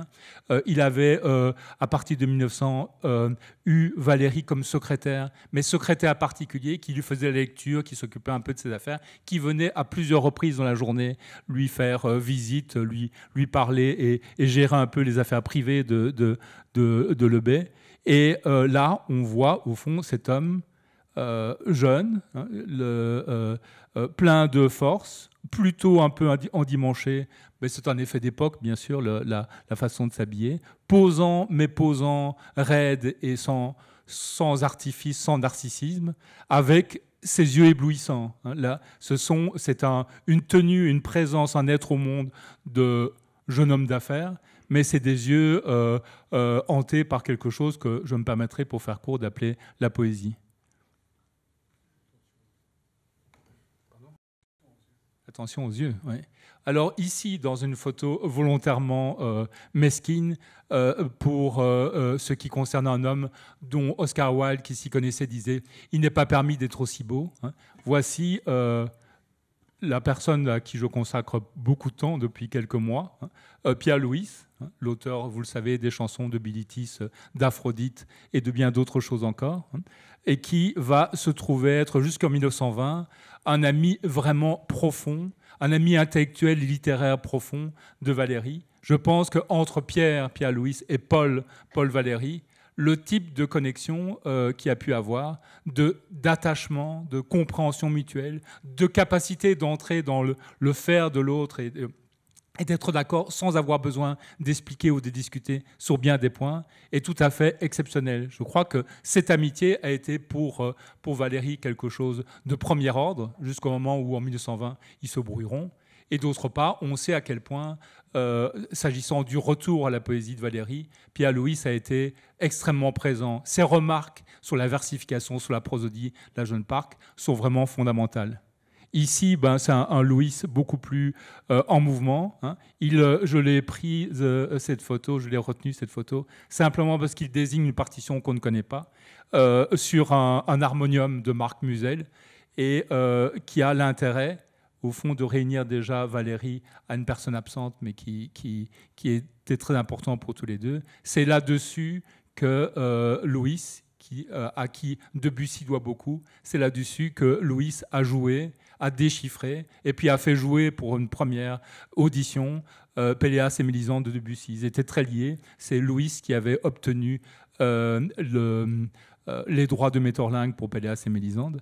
Mais c'est surtout Louis qui a ouvert au moment où Valéry s'éloignait un petit peu de la littérature, entrait dans une vie strictement privée, hein, entre la fin du XIXe siècle et 1917, qui a continué à lui ouvrir le champ de la connexion, Debussy n'étant qu'un nom parmi d'autres. C'est d'ailleurs Louis aussi qui jouera un rôle très important en arrachant des articles décisifs, notamment celui du grand chroniqueur du temps sur la Jeune Parc, et qui va indirectement ou directement favoriser le retour d'éclairage sur l'œuvre renaissante de Valéry en 1917. Alors voilà ici une photo Zora Ben Brahim. Voilà aussi quelque chose qui unit, si je peux me permettre de le dire sans entrer dans les détails érotiques de la chose, voilà aussi quelque chose qui, à partir de Louis, c'était la maîtresse algérienne une maîtresse algérienne de Louis qui l'a fait revenir à Paris. Elle est le modèle ou un des modèles du personnage de Bilitis dans les chansons de Bilitis, qu'on a cru être des poésies antiques réellement traduites du grec ancien et qui en fait étaient des poèmes en prose écrits par Louis. Et Zora était la consolatrice au fond des solitaires, des poètes malheureux, des musiciens déçus. Et donc Debussy a eu les caresses de Zora. Et semble-t-il aussi, ce qui crée une espèce d'interrogation un peu titillante, Valéry, je parle du Valéry d'avant son mariage bien sûr, a connu les caresses de Bilitis par le biais de Zora Ben Brahim. C'est une photo prise par Louis lui-même dans son appartement. On connaît les photos officielles posées de Valéry rayonnant dans son très bel uniforme d'académicien. Ici, ce qui me paraissait plaisant, c'est le côté un peu photo instantanée, maladroite. Elle n'est pas excellente d'un point de vue technique, cette photo, mais on voit au fond le Valéry, quand il n'est pas en représentation, il est capté là, certes dans un uniforme de cérémonie, à la réception à l'Académie, donc on est en 1927, cherchant, déjà sa main semble se lever pour aller chercher la cigarette pensée, la cigarette consolation, la cigarette prétexte, la cigarette garde-fou. Et au fond, Valéry est aussi disciple de Mallarmé par ce rapport toujours au tabac, hein. Mallarmé disant lui-même, quand on lui demandait quel est pour vous le comble du malheur, Mallarmé répondait « ne pas fumer de cigare ». Une autre photo, s'il en reste. Voilà, ça c'est au fond le Valéry, à mes yeux, particulièrement émouvant, dans lequel je retrouve la foudre de mes premières lectures de ce poète et de cet essayiste. C'est, comme il le dit lui-même dans un de ses textes, le moment où le jeune et le vieux se mêlent étroitement dans son visage. Il y a quelque chose de gamin dans sa coiffure, il y a encore une énergie de la maturité, et puis il y a déjà, par la façon dont la mèche retombe, les poches sous les yeux, et un air un peu inquiet, quelque chose qui annonce le Valéry d'une période plus tourmentée que le Valéry, je pense, du début des années 30. Voilà. Mais on termine, voilà, deux photos de vis-à-vis. Valéry rayonnant, moderne, tournant son visage vers la postérité, avec une moustache raccourcie et un air intense et joyeux à la fois. Pour ceux qui ont vu le film de Pierre Dumayet tout à l'heure, on voit quelque chose que j'ai trouvé merveilleux, c'est le film mobile de Valéry en train de rire. Et à côté de lui, il y a Rilke, le poète allemand, peut-être le plus grand poète de langue allemande du XXe siècle, et qui a traduit, comme vous le savez, un nombre important de poèmes de Valéry en allemand, pardon. Et une dernière photo peut-être. Voilà une photo paradoxale. C'est la seule photo que je connaisse de Valéry avec une barbe. Cette photo, il est en compagnie de Stefan Zweig. Et il y a quelque chose d'étonnant. Zweig a l'air très valérien dans son rapport au monde. Et Valéry, lui, comme momentanément déguisé, momentanément absent, regarde autre chose. Il y a une espèce d'ouverture sur les deux-là que cette barbe inattendue restitue et figure à la fois. On pourrait peut-être s'arrêter là. Il faut pouvoir s'arrêter une jambe en l'air dans l'infini. Et nous devons encore... Ouais. Alors, il y a ceci que j'aime beaucoup, qui me touche beaucoup. C'est face à face au soir de leur vie. Hein. Madame Valéry, à ma droite ici, et en face d'elle, Julie Manet, hein, dont on sait que les Valéry ont habité cette maison conçue par Berthe Morisot, et dont Julie Manet était la fille et l'héritière. Et donc, il y a entre ces deux vieilles dames toute une vie, mais aussi plein de sensibilité, de douceur. Et il me semble que Valérie, qui à cette époque-là est morte, est encore présente. Et je propose qu'on s'en tienne là, même si j'aime beaucoup vous montrer ceci. Qu'est-ce que ça nous dit sur Valérie? Je l'ai choisi, cette photo, pour une raison qui sort un peu du cadre et qui est une transgression de la demande de Benoît, parce que je trouve que Julie Manet, jeune, est une des plus belles femmes que j'ai jamais vues, et donc elle me touche merveilleusement. Mais je pense aussi que Julie Manet a accompagné, par la présence de la peinture dans la maison, toute la vie de Valérie. Et puis, j'aime à penser que la table laquée sur laquelle Valérie a écrit tant de choses avait été offerte par Julie Manet. Voilà.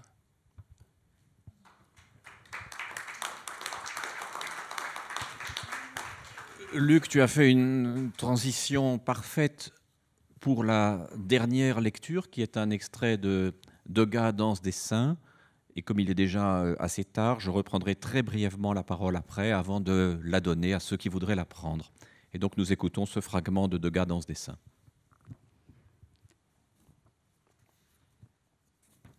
Degas plaisait et déplaisait.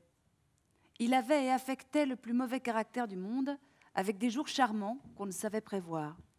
Il amusait alors, il séduisait par un mélange de blagues, de farces, de familiarité, où il entrait du rapin des ateliers de jadis et je ne sais quel ingrédient venu de Naples. Il m'arrivait de sonner à sa porte, assez anxieux de l'accueil.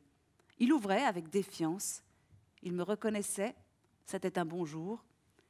Il m'admettait dans une pièce longue, sous les toits, à baies vitrées, des vitres peu lavées, où la lumière et la poussière étaient heureuses.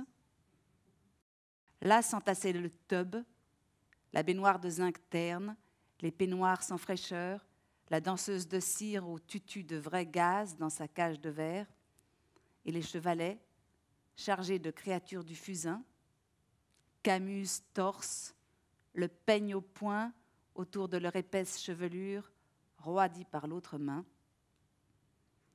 Le long du vitrage, vaguement frotté de soleil, une tablette étroite courait, tout encombrée de boîtes, de flacons, de crayons, de bouts de pastel, de pointes et de ces choses sans nom qui peuvent toujours rendre service.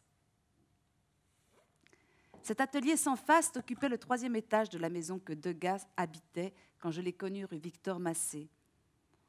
Au 1er étage, il avait accroché son musée, composé de quelques tableaux qu'il avait acquis de ses deniers ou par échange. Au 2nd, son appartement, il avait pendu les œuvres qu'il préférait de lui-même ou d'autrui. Un grand et très beau corot, des crayons d'Ingres et une centaine d'études de danseuses qui excitaient chaque fois mon envie. Il l'avait non tant dessinée que véritablement construite et articulée en pantin. Un bras et une jambe coudés nets, le corps raide, une volonté implacable dans le dessin, quelques rehautes de rouge par-ci, par-là. Dans cet appartement du 2nd étage se trouvait une salle à manger où j'ai dîné assez tristement bien des fois. Degas redoutait l'obstruction et l'inflammation intestinale. Le veau trop pur et le macaroni à l'eau claire que nous servait la vieille Zoé, fort lentement, était d'une rigoureuse insipidité. Il fallait consommer ensuite une certaine marmelade d'orange de Dundee que je ne pouvais souffrir, que j'ai fini par supporter et que je crois que je ne déteste plus à cause du souvenir. S'il m'arrive de goûter à présent à cette purée pénétrée de fibrilles couleur de carotte, je me retrouve assis en face d'un vieil homme affreusement solitaire, livré à de lugubres réflexions, privé par l'état de sa vue, du travail qui fut toute sa vie. Extrait de Degas, Danse des Saints, 1937.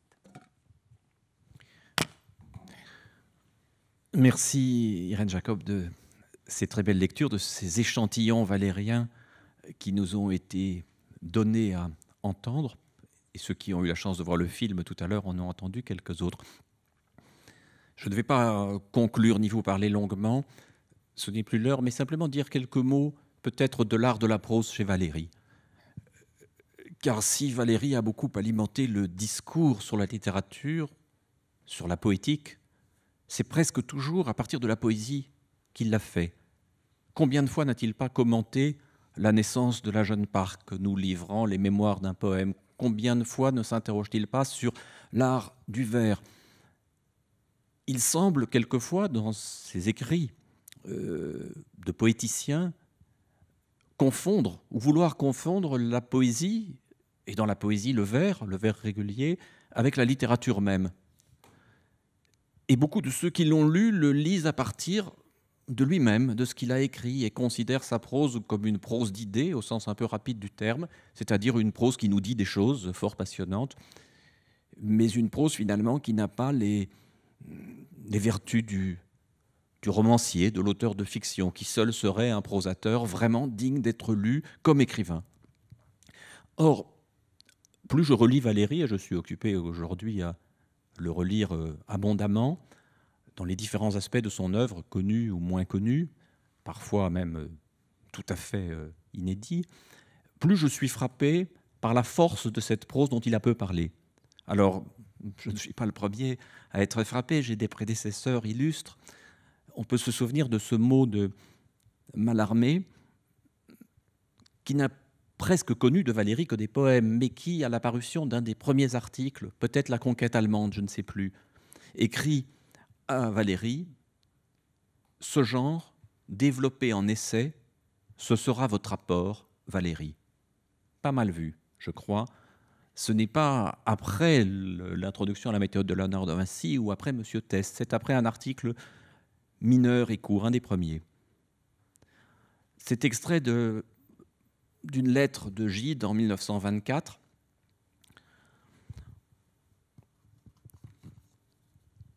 Aux pires heures de ma grippe, je recourais comme tonique et fébrifuge à variété. Quels idiots viennent à dire, et pensant louer. Prose de poète. C'est là une prose de prosateur et je ne connais pas de plus belle. Je l'admire autant que tes vers, sinon plus, c'est-à-dire plus que tout ce qu'il y a aujourd'hui.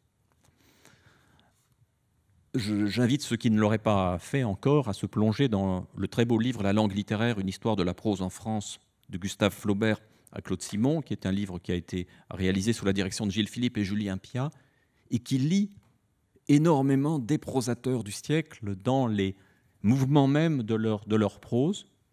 Peut-être pas suffisamment, d'ailleurs, Valéry en tant qu'écrivain, même s'il y est très abondamment cité. Alors, on pourrait passer très longtemps à analyser et évoquer cette prose, exemple à l'appui, et rien que ce qu'on vient d'entendre permettrait des analyses abondantes que vous ferez seul en relisant, puisque j'espère que cette soirée vous donnera envie de relire. Mais je dirais simplement que ce qui me frappe le plus, c'est la diversité des régimes de prose. Luc Delis en a dit un mot tout à l'heure, la diversité des régimes de prose qu'on peut trouver chez Valéry. Il y a d'abord cette prose dense, abstraite, parfois presque impénétrable à force de densité, des textes du début. L'introduction à Léonard de Vinci dans sa première version, qui a d'ailleurs été refusée par la commanditaire dans un premier temps, tant le texte l'avait abasourdi. Mais bien évidemment aussi la soirée avec Monsieur Test. Il faut toujours se souvenir, quand on lit Valéry, qu'il a habillé ces textes de jeunesse, ces cristaux, il les a habillés de textes plus tardifs, plus accessibles, plus lisibles, mais qui, quelquefois, sont d'une autre langue, d'une toute autre langue.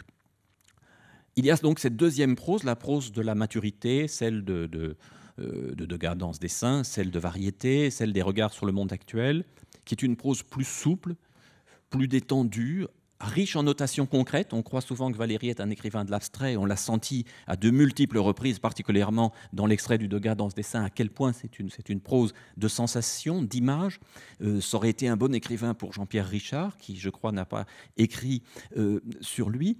Et dans des textes comme Notes et digressions, qui accompagnent l'introduction à la méthode de Léonard de Vinci, au sujet d'Eureka, dont on a entendu la première page, dans le très très bel ensemble des essais sur Mallarmé. Et que serait notre image de Mallarmé s'il n'y avait eu Valéry pour ranimer la flamme qui était bien nécessaire dès les lettres à Thibaudet des années 10 jusqu'à sa mort. Il continue à écrire sur Mallarmé, mais aussi l'ensemble remarquable et passionnant des textes sur Descartes, dont une des plus belles pages, à mon avis, de Valéry, Le Retour de Hollande. Ce qui se passe dans cette prose, et qui vient peut-être en grande partie de Descartes, c'est un usage particulier du jeu. C'est en fait une façon de faire de la narration son roman et de transformer ce qu'il ne faisait pas dans sa première période, de transformer l'abstraction en récit. Peut-être est-ce une des choses qui me touche chez lui, mais qui me semble avoir été peu étudiée. Valéry, dans ce second temps, arrive à transformer les matières les plus abstraites, on peut se souvenir du début de la préface aux lettres persanes, par exemple, en une forme de récit. Sa phrase elle-même se fait narration, avec un jeu mi-abstrait, mi-concret, dont la présence mériterait d'être étudiée de près. Troisième régime de prose, les proses poétiques, puisqu'on ne peut pas penser aujourd'hui que la poésie de Valéry se résume et se réduit aux vers, même si les vers restent la partie la plus célèbre. Valéry a connu quelques grands chocs dans sa jeunesse, dont celui des Illuminations de Rimbaud, dont bien sûr les textes en prose et les divagations de Mallarmé. Il y aura tout ce qu'il appellera parfois petits poèmes abstraits, ce qu'il appellera à d'autres moments poésie perdue, et qui a été publié, édité récemment. Il y a Agathe, bien sûr, et toutes sortes de textes retrouvés qui nous donnent l'idée d'une autre poétique, comme affranchie et libérée du vers et se cherchant ses propres règles. Peut-être cet effort, cette utopie valérienne n'a-t-elle pas été tout à fait aboutie, menée jusqu'au point où il aurait voulu la mener, mais je crois qu'il y a là un versant tout à fait passionnant du travail de la prose. Quatrième régime de prose, je glisse dessus, mais cela donne des œuvres majeures qui valent bien mieux que leur réputation un peu néoclassique. Ce sont les grands dialogues, Eupalinos, L'âme et la danse, le dialogue de l'arbre, tout à fait fascinant, texte tardif et plein d'intuitions, y compris sur le terrain du végétal même, mais aussi, bien sûr, l'idée fixe, dans un régime qui est celui où l'on devine la conversation de Valéry, et Montfaust, et non seulement le Montfaust publié, mais le Montfaust qu'il faudrait publier un jour, le Montfaust accompagné de toutes les ébauches du 3e et du 4e acte, ce Montfaust qui passe du badinage qu'aiment tant les acteurs qui le représentent sur scène, à des pages parmi les plus sombres que Valéry ait jamais écrites. Cinquième régime de prose, je suis près du bout, et bien sûr cette classification, comme toutes les classifications, peut être revue, complétée, défaite, nuancée. Mais ce cinquième régime, c'est celui des fragments et des aphorismes. C'est le Valéry de tel quel, le Valéry de mauvaise pensée et autres, le Valéry des parties les plus rédigées des cahiers, un Valéry qui cisèle la formule, qui rassemble, qui condense, qui se fait sportif du paradoxe, qui le pratique comme une machine à inventer en permanence. Ce Valéry mérite mieux que d'être un réservoir pour dictionnaire des citations et concours d'entrée aux grandes écoles. C'est un Valéry qui continue à surprendre, y compris sur les terrains où on l'a peut-être moins lu. On s'en rend compte aussi quand on voit l'édition nouvelle des cahiers, qu'évidemment le choix établi pour la bibliothèque de la Pléiade est un choix qui a son sens, mais qui a aussi ses limites, et que relire les cahiers dans leur continuité, c'est mesurer aussi la façon dont ces fragments s'engendrent les uns des autres et font sens, non pas en épuisant un domaine, mais plutôt en créant des transversales, ce qui fut toujours la méthode de Valéry et qui se marque aussi dans sa langue, cette langue volontiers elliptique, une autre forme d'ellipse, une ellipse pour lui, une ellipse d'une écriture qui ne se communique pas directement et qui pourtant a ses beautés et ses forces. Et puis le sixième et dernier régime de prose, et je crois qui recèle certains des chefs-d'œuvre de Valéry, c'est la correspondance, ce sont les correspondances en leur diversité, car il y a le Valéry policé des lettres à quelques-uns, les lettres destinées à la publication, les lettres préfaces, mais il y a le Valéry fébrile dont on a entendu un fragment tout à l'heure, qui s'est inscrit d'ailleurs ce fragment, non pas comme lettre, mais dans le journal même de Cadrine Pozzi et en dialogue avec elle. Il y a le Valéry parfois canaille dans la correspondance avec Lebet, avec Louis ou avec Gide. Il y a le Valéry mélancolique, il y a le Valéry lyrique surtout, de toutes les grandes correspondances amoureuses, notamment de celles qui sont encore à peu près inconnues avec la sculpteure Madame Renée Vautier, très très belle correspondance d'une très haute exigence littéraire, et cette correspondance tardive avec Jean Voilier, inséparable pour moi, indissociable des poèmes qui en ont été extraits. C'est comme si ces poèmes étaient des fragments arrachés à une correspondance qui, pour moi, est plus belle encore que les poèmes qui en ont été tirés.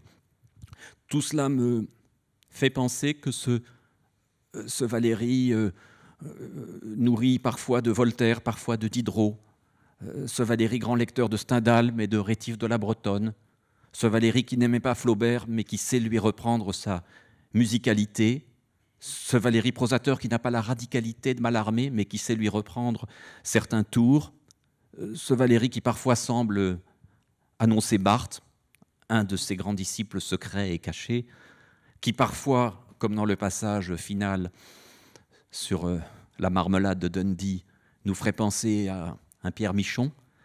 Ce Valéry-là mérite amplement d'être lu, relu, redécouvert, et je pense que après peut-être de longues années de célébration, puis quelques années un peu trop longues de purgatoire, Valéry mérite vraiment d'être relu et aimé comme écrivain et comme homme. Merci. Alors, ce n'est pas un mot de la fin, c'est simplement une façon de laisser la parole à ceux qui souhaiteraient la prendre pour une question, ou pourquoi pas pour autre chose qu'une question, du moment que ce n'est pas trop long.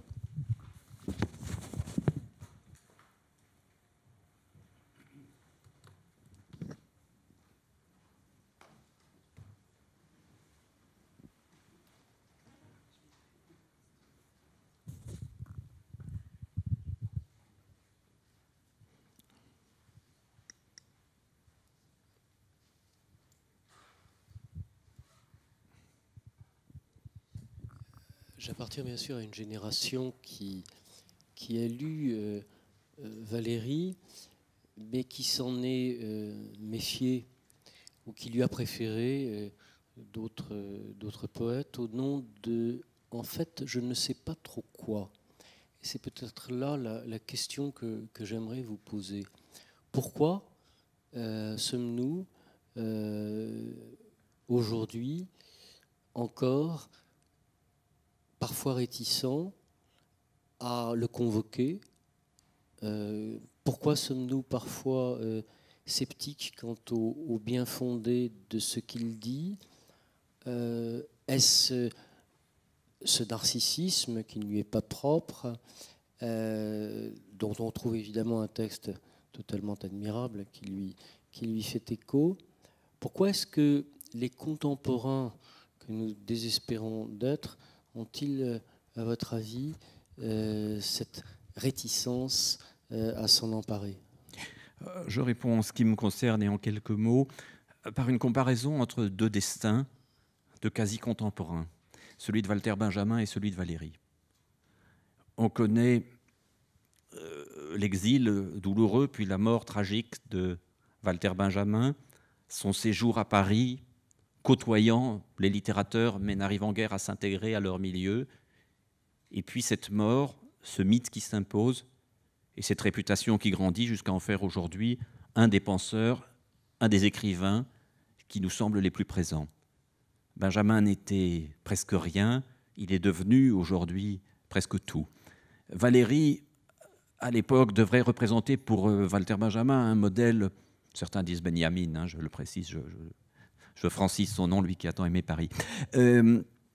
Valéry devait représenter pour lui un modèle inaccessible dans sa gloire, dans son importance sur la scène sociale, littéraire, politique, artistique. Et pourtant, après les funérailles nationales, on voit les destins s'inverser peu à peu, et on voit Valéry aujourd'hui souffrir de tout ce qui a fait sa gloire de son vivant. Il employait parfois à son propos l'expression de Bossuet de la Troisième République. Et tout ce côté-là, tout ce qui a été du côté de la réussite, nous cache, je pense, la violence et la radicalité de l'œuvre, et peut-être le travail éditorial, dans un premier temps, là aussi assagi. Il y a eu cette image de l'ange que Valéry a utilisée, que d'autres ont prolongée après lui, et qui peut-être en le protégeant l'a un peu éloigné de nous. Voilà, je pense que Valéry n'était pas un ange et que c'est très bien comme ça, mais que peut-être il a rêvé de l'être. Et Régis Debray, quelquefois, dans ses textes de médiologie, qui a rapproché les deux noms de Valéry et Benjamin, par exemple dans leur analyse de l'apparition de la photographie, dans ce texte remarquable de Paul Valéry qui s'appelle « La conquête de l'ubiquité », où il y a un certain nombre d'intuitions extrêmement modernistes. Mais il faut parfois casser un peu l'image première et les souvenirs scolaires pour nous rendre ce Valéry-là, ou peut-être simplement pour le faire apparaître. Je ne sais pas si quelqu'un veut ajouter un mot sur cette...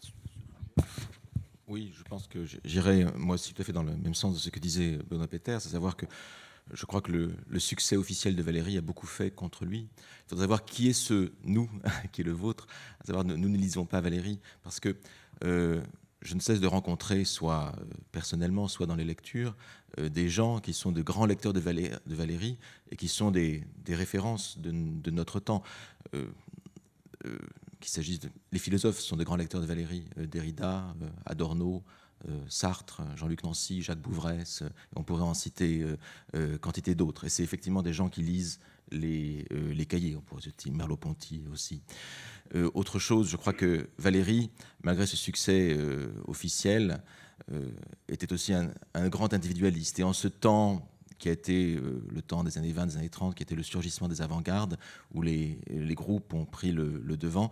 C'est vrai qu'il a eu du mal par la suite à essayer de prendre ce train des groupes et des avant-gardes. Mais n'oublions pas que André Breton a été, de tout temps, très jeune, un proche de Valéry, un grand admirateur. Valéry a été son témoin de mariage. Et même après la rupture du groupe surréaliste, qui a été assez forte, en particulier de la part d'Aragon, contre Valéry, André Breton n'a pas cessé de maintenir des relations assez amicales avec Valéry, à qui il demandait conseil. Je crois que ça en dit long sur le fait que nous devons nous débarrasser de cette image officielle de Valéry pour essayer de lire effectivement ces textes moins connus ou relire les autres plus connus, mais lire les cahiers, lire les correspondances, etc.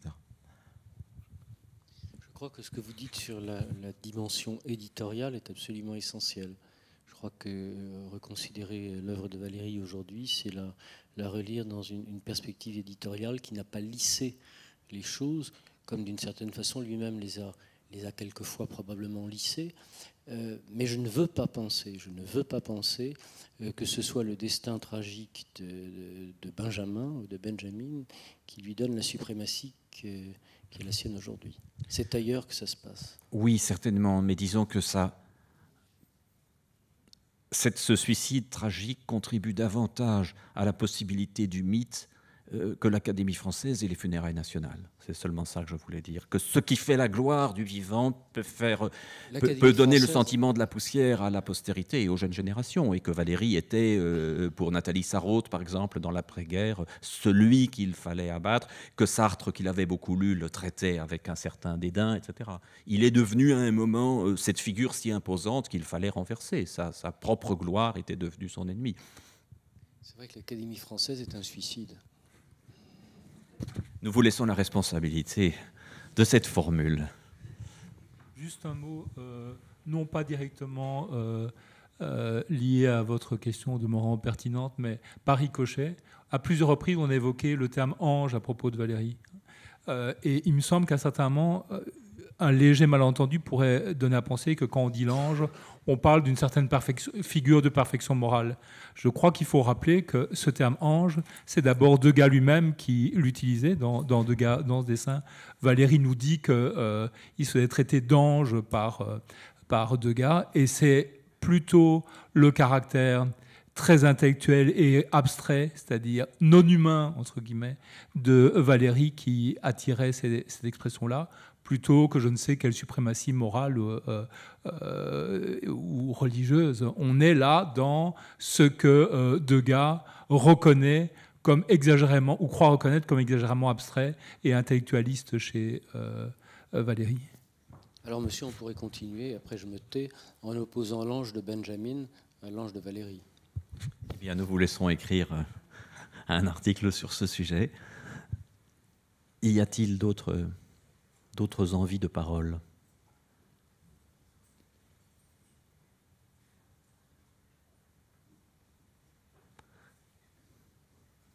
Nous en restons sur ces anges. Merci.